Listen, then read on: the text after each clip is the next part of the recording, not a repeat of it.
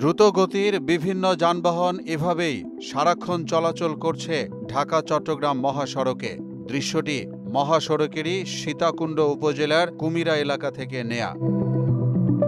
সাধারণত মহাসড়কের দুপাশে অনেক জায়গায় সারি সারি গাছ থাকলেও এই জায়গাটিতে তেমন কোনো গাছ চোখে পড়ছে না, শুধু এই একটি গাছ ছাড়া।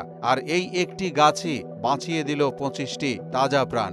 প্রাইভেট কারের সাথে মেরে দিয়ে নিয়ন্ত্রণ হারিয়ে ও এই গাছের সাথে এসে বাড়ি খেয়েছে, যার কারণে গাছ থাকাতে 20-25 জন যাত্রী বেঁচে গেছে।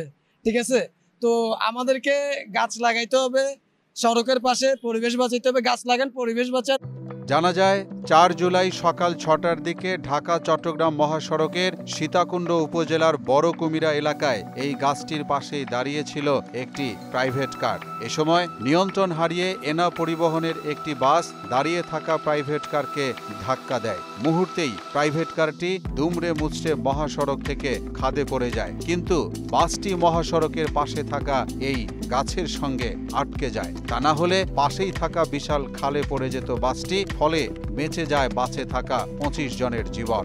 গাছটা থাকানো বিধে প্যাসেঞ্জারগুলো বাঁচছে, যে না হলে তো পোল্ট্রি খাইতে অনেক 2-3 পোল্ট্রি খাইতে প্যাসেঞ্জারগুলো বাঁচে গেছে এই গাছের কারণে। না হলে তো অনেক সমস্যা হয়ে যেত, আরো যাত্রীও মৃত্যু হইতো।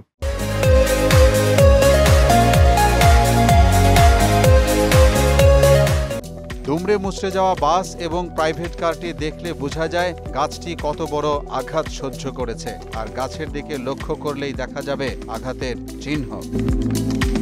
পরে দুর্ঘটনা কবলিত বাস ও প্রাইভেট কার উদ্ধার করে থানায় নিয়ে আসা হয়। 12 আউলিয়া হাইওয়ে থানার এসআই দীপকও জানান, একটি গাছ বাঁচিয়ে দিয়েছে পুরো বাসের যাত্রীদের। যে এনা বাসটা আসলে ওই যে রাস্তার পাশে গাছ থাকার কারণে মোটামুটি রক্ষা পাইছে। গাড়িতে অনেক যাত্রী ছিল, নতুবা বড় ধরনের একটা হতাহতের আশঙ্কা থাকতো। আর একটা প্রাইভেট কারের সাথে ধাক্কা লাগে, 2-1 যাত্রী সামান্য আহত হয়, তেমন কোনো গুরুতর আহত হয় নাই।